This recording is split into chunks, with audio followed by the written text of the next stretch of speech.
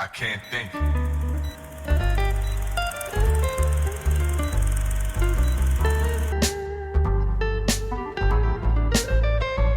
am I supposed to do?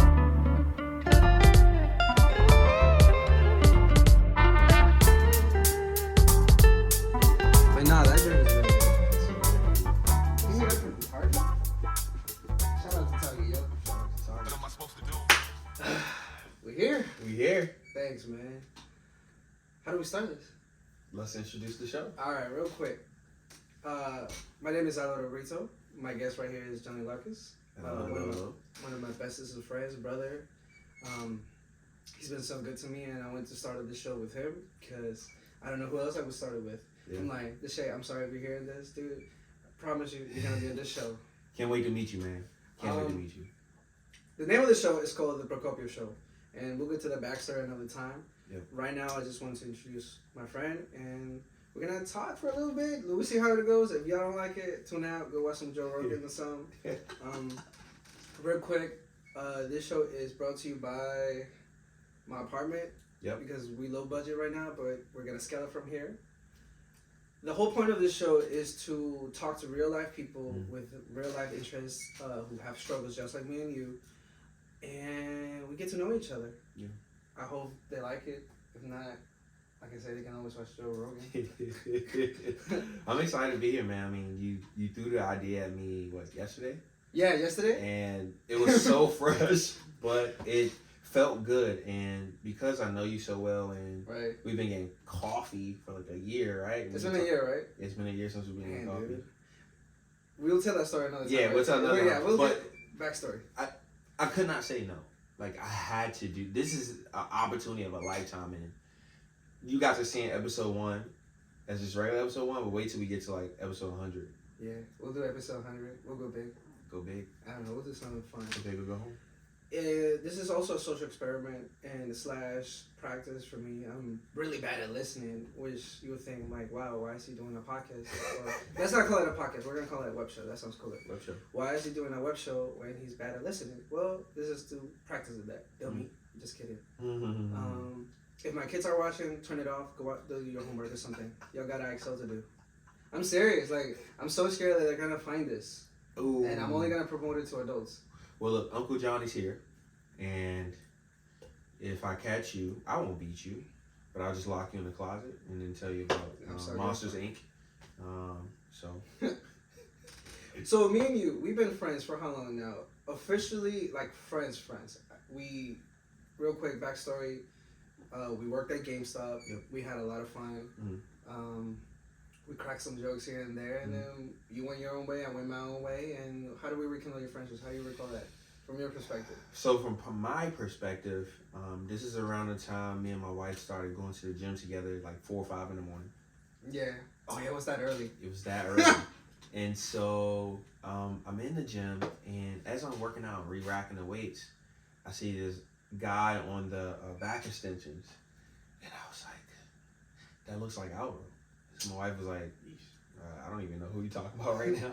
I was like, babe, I'm telling you, it's Alvaro. I was like, if he swooshes his hair back, yes, think about this, he has to swoosh his hair back.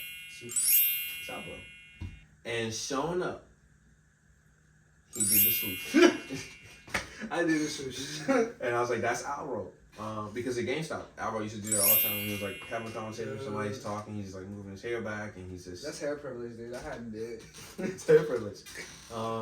So yeah, man, I came up to you, and I was like, dude, how you been? And at that time, it had been, what?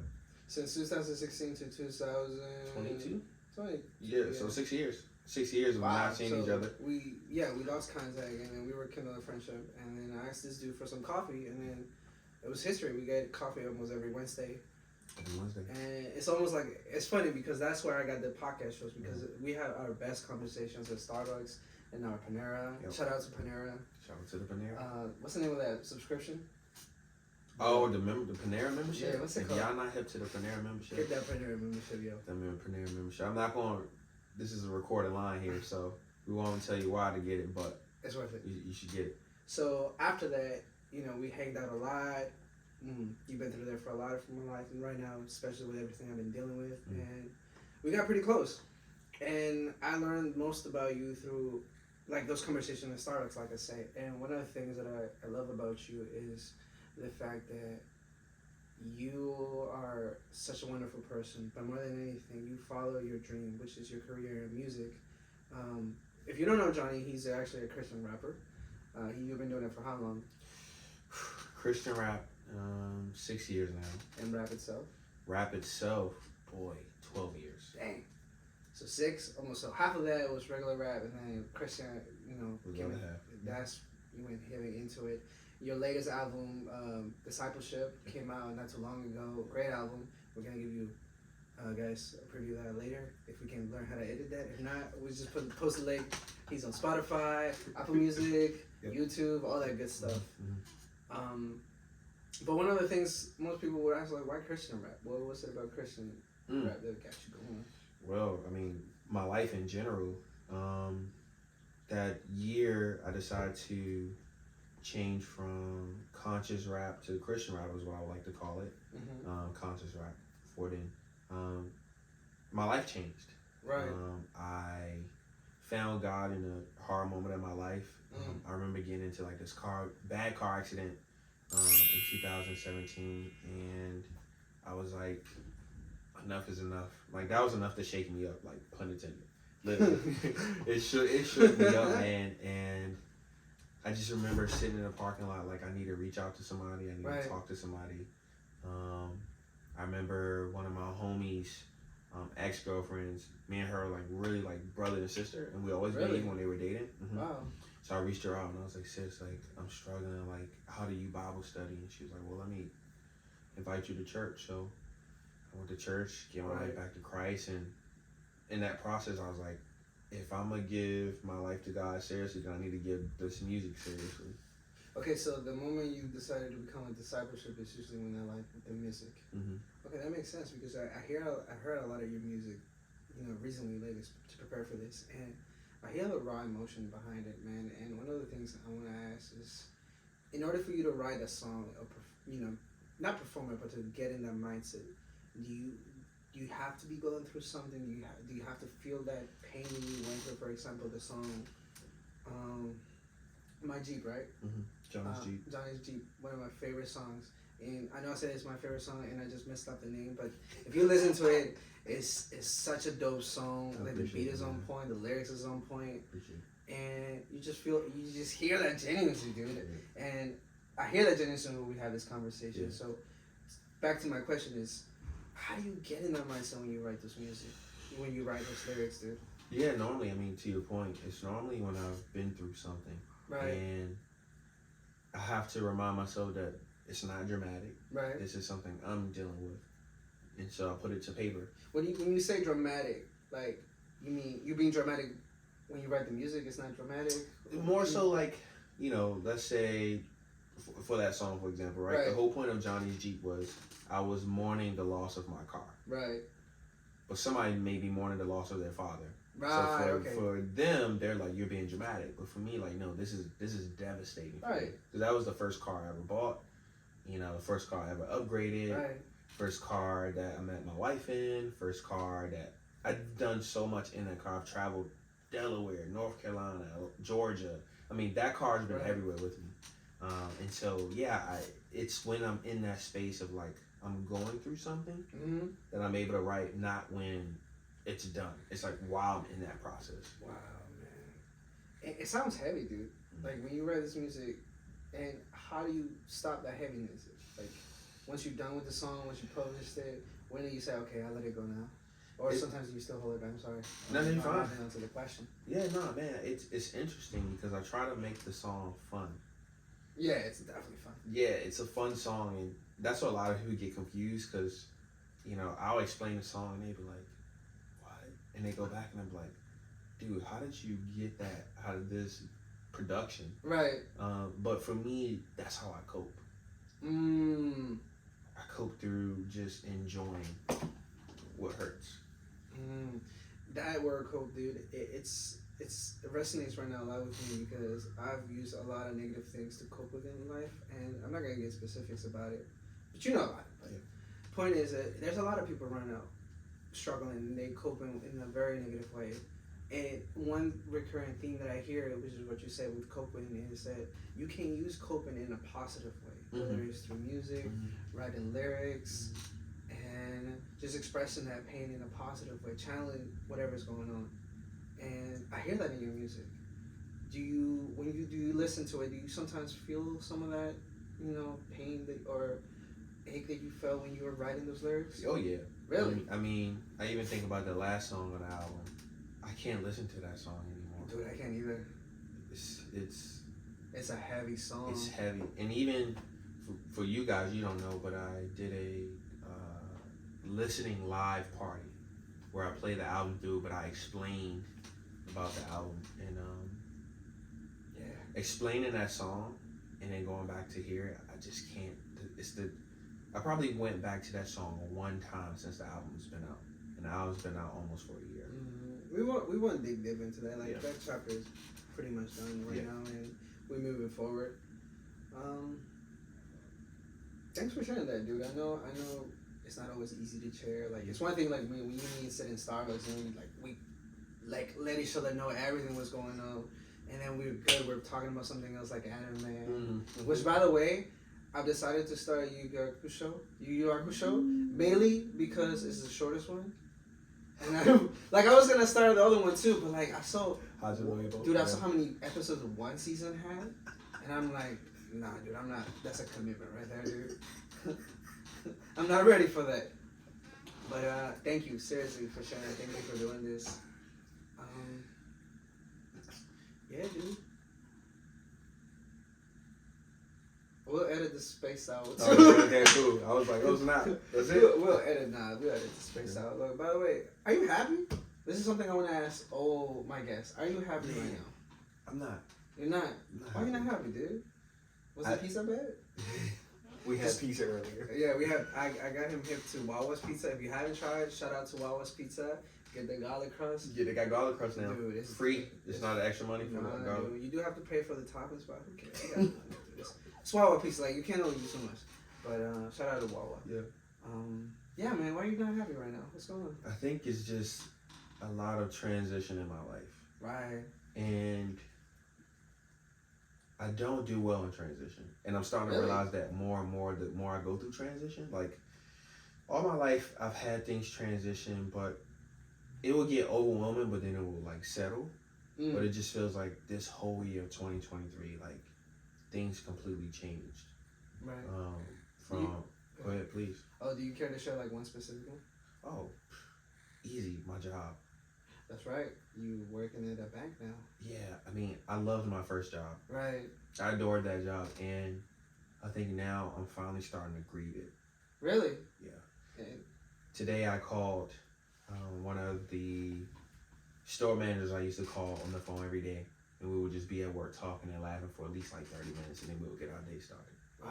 Called him today. I'm slightly jealous, but it's okay. But yeah, man, and after I got off the phone with him, man, it just hurt. Really? I didn't want to get off the phone. Wow. I'm still slightly jealous. But no, that makes a lot of sense because from what you told me in the past, do you care to share where you used to work? If you don't I don't mind. Okay, so Johnny used to work at Guitar Center as the manager for how many years? 2 years. 2 years. And you made quite a lot of friendships. And one of the things I learned about you is the power of prayer and how to talk to God rather than just to pray. I grew up Catholic. So when you taught me through your stories that you can actually talk to God, I was quite amazed. And then not only that, but you brought your beliefs and faith into your workspace, and you build beautiful relationships. And not only with the people you work with, but also the people that came into the stores. You told me quite a lot of stories that we're not going to get into it today. But do you feel like you missed that, or do you feel like that you missed the people? I missed the freedom. In what way? There was a freedom of not only being a store manager, really, but the way that I had my store set up. Okay. And I feel like in my new job now, that freedom is completely gone. There's still some elements at the bank that I can do, right? Work with people and talk with them, but there was a different level of freedom being in a music store, especially because I'm an artist. I think I felt like I lost that power that I had. Do you feel like that environment brought the artist out of you? Because you're in a place of music or creativity. Absolutely. So the energy has to be there. Absolutely. And now that you were taken out of your element into something more systemically set up, I hope I said that right. It feels like part of you, does it feel like part of you's gone? Absolutely. Stay there? And that's what I'm grieving. That part of me that was awakened. I won't say build up because I'm an artist already, right? Right. But it was awakened. And so it just feels like that part of me is slowly closing up, and I'm trying to throw so many other fires in there to keep it alive, but it's gone. Damn, dude. And okay, so with that being said, what is one? Because you know, grieving is temporary right now. You know the stages. I don't have to get into all of that. For the people right now who are grieving the loss of a car or the loss of a job or even the loss of anything, there, it's not necessarily a person, because we all losing people. You know, with COVID happening around, we all lost somebody. How are you coping with that loss? How are you dealing with that? Who are you talking to? Who are the people you go to these things, aside from me, of course? I hope in that list, but dude, I know I'm clingy, and you're gonna see that a lot in the show, so bear with me. But yeah, how do you honestly cope with that? Well, one, like you said, prayer, right? Right. Just that ability to talk to God and have an actual conversation, to share my frustration. Of course, here on Wednesdays when we talk, I'm able to share with my wife. It's a blessing. Shout out to his wife. Shout out to you, babe. Love you. Everybody doesn't have the opportunity with their wives, because as men, sometimes you kind of internalize when you get home to protect your wife. My wife opens that door for me, even if she is uncomfortable, even if she is overwhelmed. She takes those opportunities to listen and take it all in. I also have mentors in my life. Right. Shout out to Darren Jackson. He's gonna be in the show one day. Like, I want him to be in the show. Yeah. I recently have a therapist, so shout out to my therapist. I'm excited for that. Yep. I'm excited to see what comes out of it. You're gonna unpack it so much. Oh man, it's gonna be so new. And my younger brother. Shout out to his younger brother. Shout out to you, Rail. My younger brother's so wise. Really? How old is your a lot younger of brother? wisdom. He's 28. 28. Okay. But he's a very wise young man. He's always been like that since he's a child. He's able to listen, think, internalize, and give advice. Oh wow. He never gives you a solution, because he's always said that we're our own people. So anything, the dude is just wise. Dude. One thing he used to tell me, I know this is a side note, one thing he used to tell me all the time: just because your family has the same blood don't make them your family. Wow. He would say that when he was like 13 years old. And I would be like, don't ever say that, bro. Family's everything. He'd be like, no. I'm sorry, they're not. Just because we have the same blood don't make us family, bro. He saw something different at that age? Yeah. He saw something so different. And then over time, he built his own empire of people that he see as family. His own community. Yep. His own family. That's beautiful, dude. It's beautiful. And you're right. As an immigrant, I had to leave all my blood family back home, and it's just me, my mom, and my dad. So I had to build my own family here. Like when I say I consider you a brother to share with my friends, brothers and sisters, many brothers, it's true. You build trust and love for those people and respect, and you wish them truly the best, and you know you're there for each other. And to be 13-year-olds and realize that, dude, is powerful, man. And how's he doing, by the way? He's doing well, man. He's out in California, Cali. Yep. Shout out to LA. He's in North Hollywood doing his thing. And man. just. But back to the. Where this question started from, the coping? Yeah. We'll edit that out. I'm kidding. I'm probably gonna leave that for funsies. But coping with the loss and the key to the coping. Yep. Of grieving. That's what I want to stay at, grieving. Something materialistic. I change. You know, right now I'm going through that, and I won't get into details because you already know. And I'm not quite ready to share that, but you're right. One of the things that has helped me is not only prayer, but also talking to people. Letting them know, like, yo, I'm actually having a rough time. And luckily, I feel like we all have at least one person, even if we might not notice, that will listen to us. Sometimes it's like a person you might not even consider. I could be at work and somebody just lends me the ears and I'll just start spitting, and then they'll say something and they might not get it, but just the feeling alone of like I'm being heard is just, oh, thank God, I Yep. And that's a key element for those you who are watching it. Like I said, this is the first episode, but the whole point is, you know, that we're all struggling. Even Christian rappers, teachers, bankers, whatever our earthly titles are right now, is we're all strugglers, and we gotta come together. We gotta communicate this pain, dude. So thank you for sharing that. Absolutely. Seriously, man. Absolutely. Are we doing on time? We're doing good. Yeah, we're doing good. Yeah, we're doing We got good. pretty much the heavy stuff out the way. Yeah. I got a notebook. Oh, snap. Here we go. I got a notebook. Game time. Game time. Doo-doo. Right. So we talk about. So the one thing I do want people, you know, despite of everything, you mentioned your wife, Maria. Mm-hmm. How have you handled? You've been married what, 2-3 years? It's 2 years now. 2 years. 2 years. Just now, right? 2 years. December 15th. December 15th, yo. And Maria has been there for, well, it seemed yearly like a small number. You went through a lot in those 2 years, you know? In marriage, yeah. And one of the things that I heard that you said was the fact that you confide in her. And right now we live in a time where confiding with a woman, and not everyone might agree with everything we have to say and what my guests have to say. Which is fine. So, which is cool. That's the whole point. We want to learn to disagree and agree and come to a place of, you know how people say, when you confide with a woman with your emotions, you're seen as weak.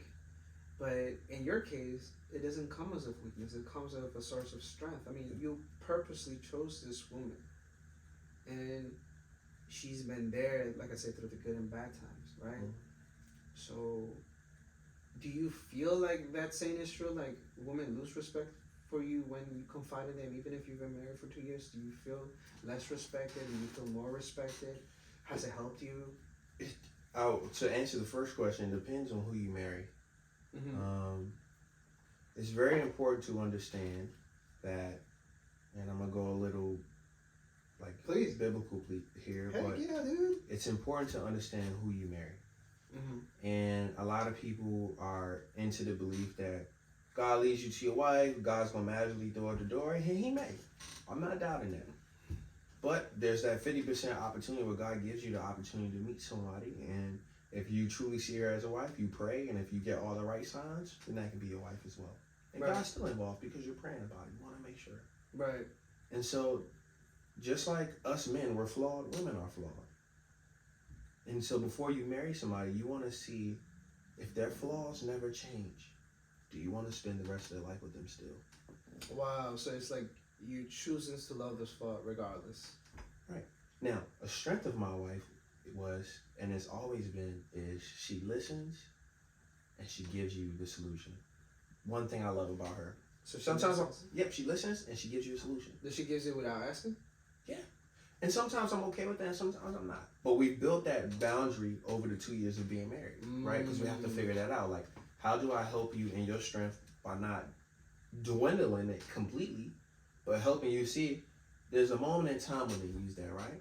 Right. But we'll cut that short. So one thing I appreciate about her, which helps me in this process, is she gives me a solution. Damn. And so that gives me the opportunity to think about, I heard what my wife said. I like that to a certain extent. Do I want to go this route or not? Then I come back to her and say, hey, you said X, Y, and Z. I actually agree with X, Y, and Z, or I agree with X and not Y. This is what I'm thinking. She can say, okay. Wow. Dang, dude, that's so powerful. And I've talked to your wife, Maria, and she's been so great during this transition of change for me too.